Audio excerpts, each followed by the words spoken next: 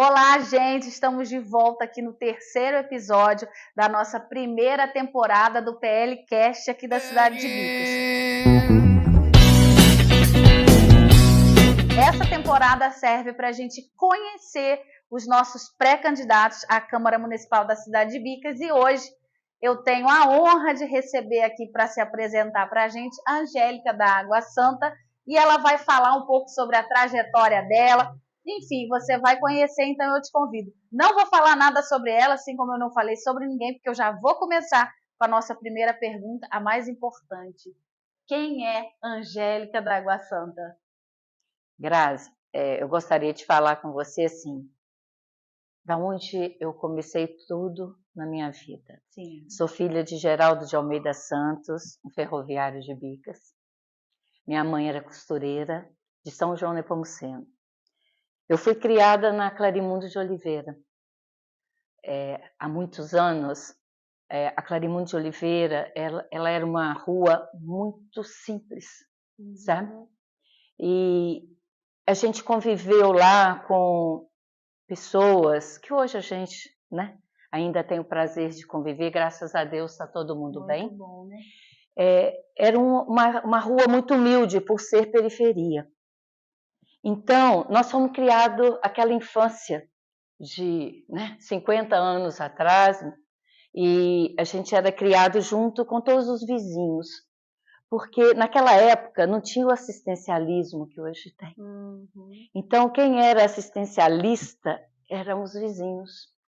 Então, tem muitas histórias que hoje as pessoas até passam a me contar, mas que eu tenho lembranças, né? Era uma época muito difícil, muito difícil.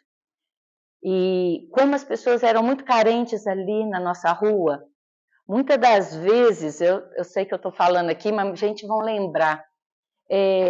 A minha mãe, ela era uma referência na rua. Por que razão?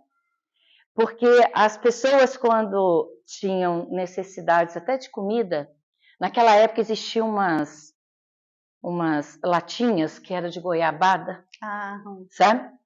Aí, isso é histórias que as mães contam para mim hoje, eu me emociono. Aí eles falavam assim, quando eles não tinham comida nenhuma dentro de casa, eles falavam assim, vai lá na Dona Mirza. Aí eu lembro daquelas latinhas chegando para a mamãe colocar comida para alimentar aquelas crianças. Emocionante mesmo. E era muito carente, não tinha essas cestas básicas hoje, aonde recorrer, não, era vizinho mesmo, para não passar fome. E muitas das vezes aquelas crianças que era ali, a gente tu brincava junto na rua, né? Porque não existia televisão, não existia nada disso. As crianças não tinham roupa para vestir, não. Os meninos andavam sem short. E como aquela preocupação da minha mãe em menina com menino, sem short, aí a mamãe fazia, muitas das vezes de saco. Ela alvejava saco e fazia shortinho, como ela era costureira, para os meninos brincar com a gente, para colocar o shortinho neles. E ali nós fomos criados. Sempre preocupada, né? Sempre preocupada com os vizinhos. Então, a gente tinha muita horta, tinha muita coisa, e ali nós éramos uma referência. E a minha mãe ensinou muito que a gente tinha que dividir. E ali fomos. Tornamos crianças, depois adolescentes, e continuamos. Fui criada na Clarimundo de Oliveira. E ficamos adolescentes. E a gente sempre ali, né, solidários um com os outros. Eu ria muito, porque tinha um tabarato. O tabarato era um mascate. Então, a pessoa que vende nas casas. Então ali a gente era vestido com aqueles tecidos, não tinha loja, muito poucas lojas, e o sapato era um só por ano, e era aquela coisa. E a gente foi aprendendo valores da simplicidade. E das coisas, né? E das coisas. Todas que a gente podia ter dentro do possível. E nunca esquecer quem estava perto, né? Aí passou-se os anos, eu fiz 15 anos, fui dar aula no Mobral. Eu ainda estava formando ginásio naquela época, né? E passando para o segundo grau. Aí eu fui professora do Movimento Brasileiro de Alfabetização. E ali a gente ganhava por aluno, sabe? Era tão pouquinho. E a gente ensinava as pessoas, pegava na mão, porque o sonho delas era escrever o nome e votar. Elas queriam escrever o nome para votar. Então era uma coisa assim que eu não entendia muito, tinha só 15 anos, né? E ali a gente lutava com aquelas pessoas que não sabiam ler e escrever. Então foram 2 anos de Mobral. Alfabetizando adultos. Adultos já, adultos. Né? Era só de 15 anos para cima, até a idade 80, 70, né? Então a gente tinha uma história muito perto das pessoas. E ali você ia sendo moldada pela vida. Com certeza. Daí a pouco eu passei e fui dar aula na roça. E a cavalo. Gente, hoje tem que agradecer muito. Hoje porque tá muito hoje fácil, tem toda a assistência. Tem. Eu era professora de 1º, 2º, 3º e 4ª série e era cantineira. Você imagina. E a minha mãe cozinhava legumes para me poder fazer a sopa, que naquela época vinham uns farelos, uns negócios assim, né? E eu era professora e ia a cavalo. Dei aula a cavalo e depois passei de bicicleta. Foram 2 anos. Mais 2 anos? Não, mais 1 ano. Mais 1 ano dando aula. Aí formei professora, fiz um concurso e passei num concurso que ninguém conseguia passar. E eu fui trabalhar na Secretaria de Agricultura, né? A Emater. Eu passei na Emater em 1977. Nossa! Com 18 anos. Passei no concurso e fui embora. E aí foi que eu aprendi a minha caminhada. Porque na Emater eu era o bem-estar. Bem-estar eu trabalhava nas comunidades rurais. Eu trabalhava com liderança rural, eu trabalhava com grupo de mães, eu trabalhava com grupo de jovens e trabalhava com a implantação de postos de saúde, melhoramentos de escolas, melhoramentos de estrada, e a gente foi preparado para isso. Eu fiz muitos cursos, sabe? E eu trabalhei na Emater e aí fui aprender o que é trabalhar numa comunidade, numa cidade, onde você via, porque era o êxodo rural, foi o maior êxodo rural de 1970 até 1990. E você ali eu trabalhei de 77 a 82. Eu trabalhei em Santa Rita do Jacutinga e Rio Novo. Então a gente ia de jipe, eu fui a primeira bem-estar, muito nova, e a gente ia mesmo, era a primeira mulher a dirigir, ninguém via ninguém dirigindo, e eu era muito nova, mas assim, eu aprendi muito. Imagina, né? Foi um aprendizado muito grande.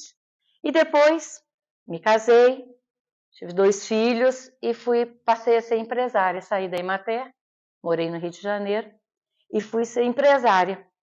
Aí fui aprender a ser dona de algum negócio. E eu tenho negócios desde 83. Né? Vocês veem quantos anos. Eu sou dona de negócio, aprendi dona de confecção e depois vim embora. Vim para Bicas. Sempre o meu sonho era voltar para Bicas, né? E voltei para Bicas e tive a loja Sonho Meu por 27 anos. Muito conhecida, né? na Conhecida cidade. Como trabalhei fui pioneira na região também, porque não existia como alugar roupa. Existia comprar roupa. Né? Eles achavam até que eram roupas usadas e tudo, mas a gente aprendi com a minha mãe, né? E a minha mãe me ajudou muito. E ali eu criei meus filhos e depois eu entrei para o trabalho da igreja. Né? Nós reconstruímos a Santa Terezinha, que é aqui, né? Peguei uma obra, o meu olhar é obra, meu olhar é ver uma coisa feia e falar assim, ela tem que ficar bonita. E todo mundo me conhece, sempre trabalhei, e com isso, em 2000, eu fui para Água Santa. Aí eu já me ofereci. Existia alguma coisa lá? Alguma capela? Nada, não existia nada. Existia uma grutinha, um rancho, não era capela, e uma caixa d'água de 500 litros. Você imaginar que hoje a gente tem 15 mil litros d'água lá. Nós começamos com 500 litros, arrumando a Água Santa. E eu me ofereci para fazer esse trabalho de reestruturação da Água Santa. E ali eu fui caminhando com a equipe, uma equipe que foi tomando gosto, né? E eu trabalhei muito com a Secretaria de Turismo, com a Secretaria de Cultura, né? Fiz parte do CONTUR, que é um Conselho Municipal de Turismo. Ali eu aprendi muito. E eu sempre vi a Água Santa como um local de grande potencialidade religiosa, principalmente. Sim. Mas nós temos o ecológico, nós temos um local muito bonito e que os meus olhares com o tempo, ele foi aprimorando. E eu fui apaixonando pelo trabalho dentro de uma comunidade, podendo implantar, às vezes, um trabalho de muito desenvolvimento para a cidade, porque o turismo, ele é algo que, né, acho que no mundo é o terceiro que dá mais rentabilidade. É super importante. É muito importante. E foi por isso, por esse seu afinco, por esse seu trabalho, que você é conhecida como Angélica da Água Santa, né? São 25 anos de Água Santa, né? Vai para porque foi em 99, mas eu considero 2000, né? Porque eu peguei, foi muito trabalho. É muito trabalho. Aproveitando aí que você já trouxe para a gente essa trajetória linda de muito trabalho com pessoas humildes, carentes, que necessitavam de você, essa sua referência da sua mãe, muito bonito também, e todo esse trabalho, isso tudo te ajudou a ser quem você é hoje, não é? Essa trajetória. E qual que é a visão que você tem hoje, com toda essa sua bagagem, no auge da sua vida? Como é que você enxerga, diante de todo o seu serviço, a sociedade hoje? O que mais te chama atenção com tudo isso que você viveu? Que a gente precisa fazer alguma coisa, que você precisa colocar tudo aquilo que na sua vida você aprendeu, colocar isso a serviço. Olha, muito importante. Tá entendendo? Porque um dia nós vamos embora. Você imagina se... o meu filho fala muito comigo, mãe, não coloca a luz debaixo da mesa. Ela precisa ser colocada em cima. Se você aprendeu tudo isso que foi te colocando uma pessoa com uma bagagem muito grande, por que não colocar isso a mais ainda, dar um passo a mais, porque os seus projetos são muito grandes e você tem muita vontade ainda de fazer algo maior. Então, eu acho que todo cidadão que tem uma experiência, ele precisa deixar seu legado. E você acha que você está conseguindo fazer isso nesse projeto do qual você participa há 25 anos, ali na Água Santa? Você acha que você está conseguindo fazer isso? Sim, é um sonho. Angélica, muito interessante essa sua trajetória. Isso faz a gente entender essa mulher que você é hoje, né? Obrigada. E tudo isso que você vive, né, ali na Água Santa e tudo mais, qual é o olhar que você tem construído sobre a sociedade a partir de tudo que você já lutou? O que você acha que pode melhorar? O que pode tirar que está sobrando? Fala pra gente. Sim, Grazi, eu acho que o turismo, eu venho estudando o turismo há muitos anos. E ele é um projeto que tem que ser implantado com muita responsabilidade. Por quê? Eu acho que Bicas tem uma potencialidade muito grande do turismo, porque nós temos um local onde já existe as visitações. Já existe. É natural. Precisa ser organizada, porque isso vai trazer para Bicas um desenvolvimento muito grande. Para quem? Nós temos a hotelaria, muito boa aqui na nossa região, os hotéis são os melhores, né? Nós temos restaurantes, nós temos uma infraestrutura na cidade que comporta nós recebermos romarias, sabe? Nós recebermos visitantes, porque hoje a Água Santa, que é a minha referência como projeto,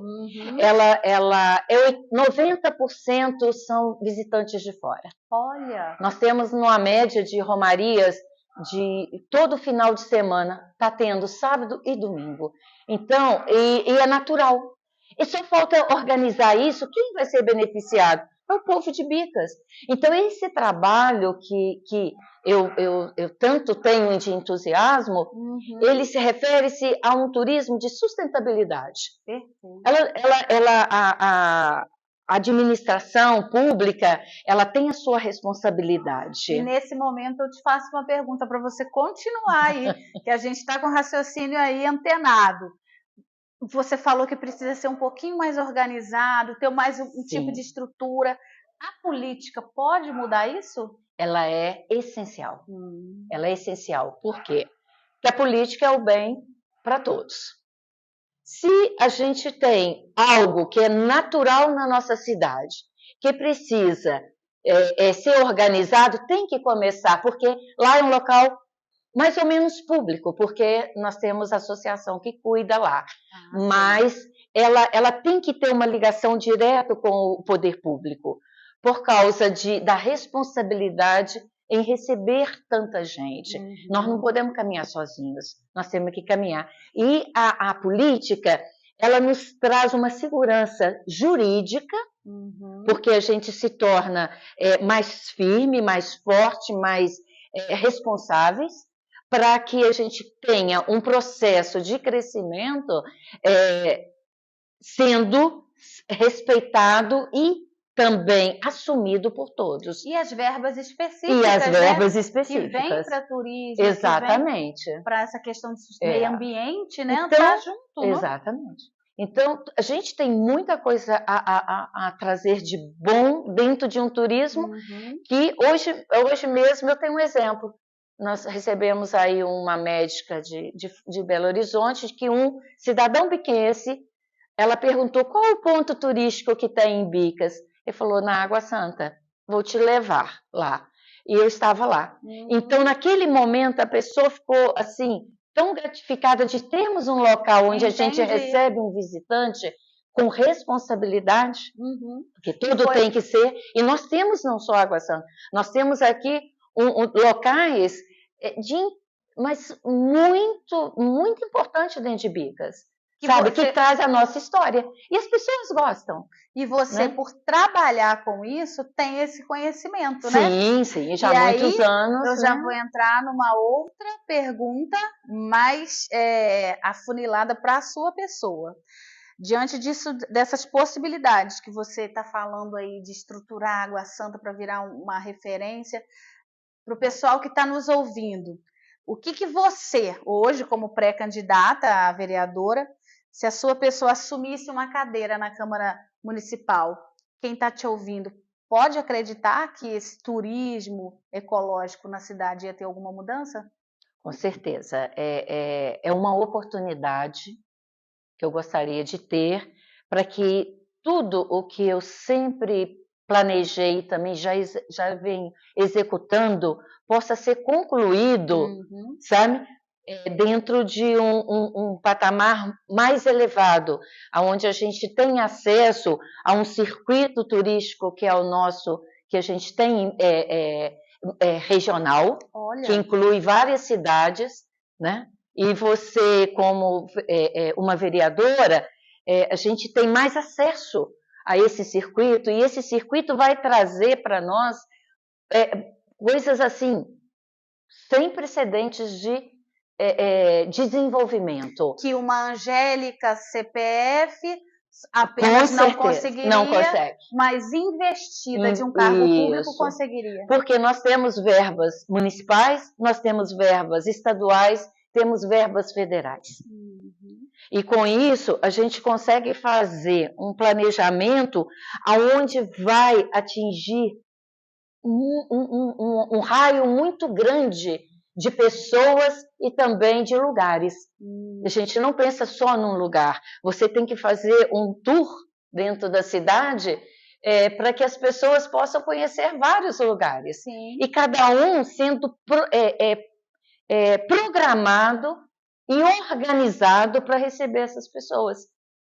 Então, a gente já com essa experiência já de muitos anos e tendo esse entusiasmo, é uma oportunidade. E é por isso que eu estou aí tentando, né, como pré-candidata aí, me apresentando. Muito bom, gente. Finalizando aqui o nosso terceiro episódio, conhecendo mais de perto a pré-candidata à vereança na cidade de Bicas, no nosso PLcast.